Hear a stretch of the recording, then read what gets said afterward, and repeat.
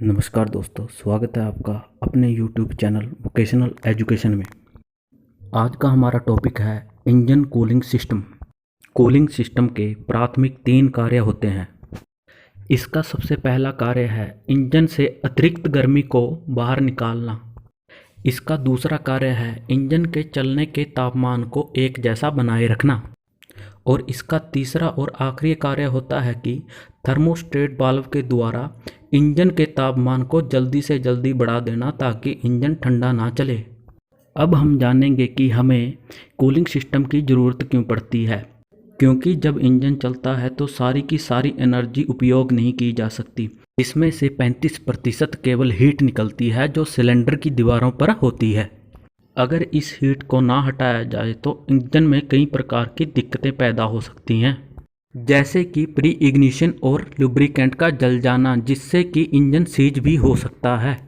इसलिए cooling system बहुत ज़रूरी है। कूलिंग के लिए 2 मेथड का उपयोग किया जाता है। पहले है एयर कूलिंग और दूसरा है water cooling system. Air cooling system वो सिस्टम होता है जो हमारे छोटे व्हीकल्स में उपयोग किया जाता है, जैसे कि मोटरसाइकिल।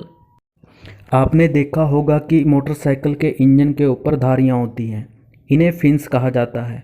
हवा इन फिन्स में से होकर गुजरती है और इंजन को ठंडा करती है। एयर कूलिंग सिस्टम इंजन से कितनी हीट निकालता है यह 4 कारकों पर निर्भर है। नंबर 1, धातु की सतह जो हवा के संपर्क में आती है। नंबर 2, वायु की मात्रा का प्रवाह दर।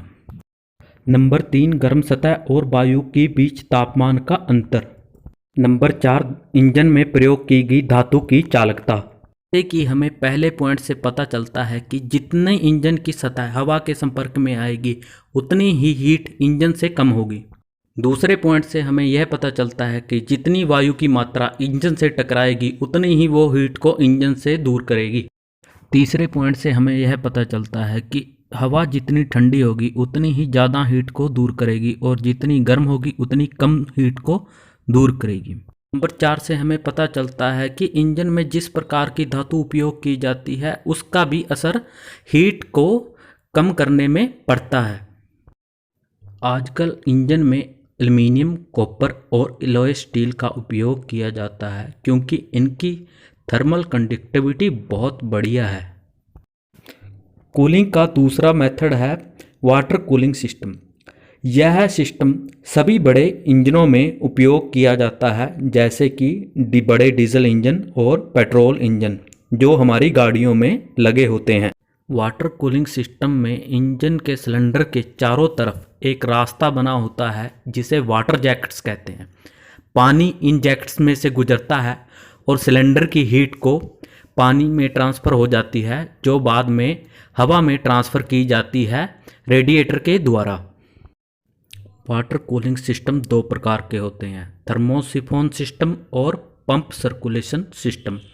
आजकल ज़्यादातर पंप सर्कुलेशन सिस्टम उपयोग किया जाता है क्योंकि थर्मोसिफोन सिस्टम में रेडिएटर का आकार बहुत ही ज़्यादा बड़ा हो जाता है। इसके बिना कुछ और मेथड भी इंजन कूलिंग के लिए उपयोग किए जाते हैं, जैसे कि liquid cooling, pressure sealed cooling.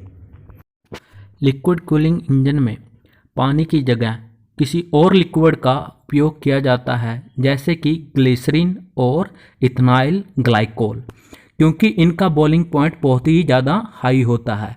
इसी कारण रेडिएटर का जो साइज है वो छोटा रखा जाता है। यह इस प्रकार का कूलिंग सिस्टम रेसिंग बाइक्स में मोस्टली यूज़ किया जाता है। लिक्विड कूलिंग के बिना एक और सिस्टम का प्रयोग भी किया जाता है जिसे प्रेशर सील्ड कूलिंग सिस्टम कहा जाता है। हाई प्रेशर पे पानी का बॉइलिंग पॉइंट बहुत ही ऊपर चला जाता है, इसलिए इस तरह के सिस्टम का प्रयोग किया जाता है।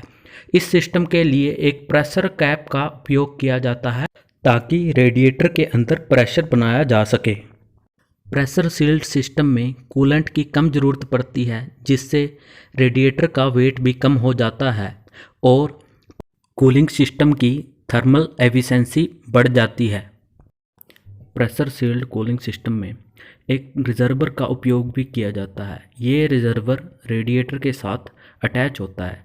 जब रेडिएटर में पानी उबलता है तो वह रिजर्वर में एक पाइप के द्वारा आ जाता है, और जैसे ही रेडिएटर का पानी इंजन बंद होने के बाद ठंडा होता है तो फिर वो वापस रेडिएटर में चला जाता है, जिससे कि कूलेंट वेस्ट नहीं होता। यह रिजर्वर टैंक प्लास्टिक का बना होता है। प्रेशर कूलिंग सिस्टम के दो एडवांटेज हैं।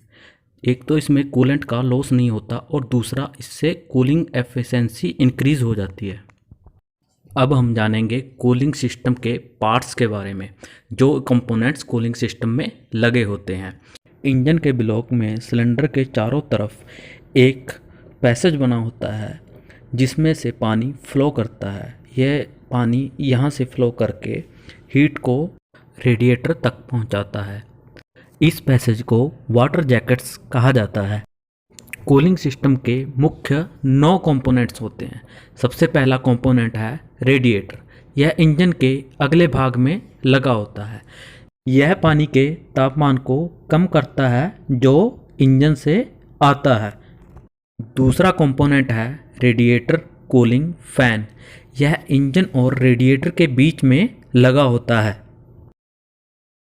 तीसरा कंपोनेंट है प्रेशर कैप और reserve tank. Pressure cap radiator के ऊपर लगी होती है और वहीं पर रिजर्व टैंक लगा होता है। चौथा है वाटर पंप। यह इंजन में पानी को सर्कुलेट कराता है। नेक्स्ट है थर्मोस्टेट वाल्व। यह इंजन के तापमान के अनुसार पानी की सप्लाई को ओपन और क्लोज करता है। नेक्स्ट है बाईपास सिस्टम। यह सिस्टम तब काम करता है जब सर्दी का मौसम होता है। यह इंजन के तापमान को बहुत ही जल्दी बढ़ा देता है ताकि इंजन ठंडा ना चले। 7th है फ्रीज प्लग। यह तब काम करता है जब इंजन के ब्लॉक में पानी का प्रेशर बहुत अधिक बढ़ जाता है, तो यह फट जाता है और पानी बाहर निकल जाता है। यह एक तरह का सेफ्टी प्लग है जो इंजन ब्लॉक को फटने से बचाता है। नेक्स्ट है हेड गैस्केट और इनटेक मैनिफोल्ड गैस्केट। यह पानी की लीकेज को रोकते हैं। और आखिरी कंपोनेंट है होस पाइप। अब हम जानेंगे कूलिंग सिस्टम की वर्किंग के बारे में। इंजन के ब्लॉक के अंदर पैसेज बने होते हैं जिन्हें वाटर जैकेट कहा जाता है। पानी इन वाटर जैकेट्स में सर्कुलेट करता है और इंजन की हीट को ऑब्जर्व करता है और फिर हीट को होस पाइप के द्वारा रेडिएटर के अपर टैंक तक पहुंचाता है। यहाँ से पानी नीचे की ओर फ्लो करता है और फिर पानी अपर टैंक से नीचे लोअर टैंक तक ट्रैवल करता है।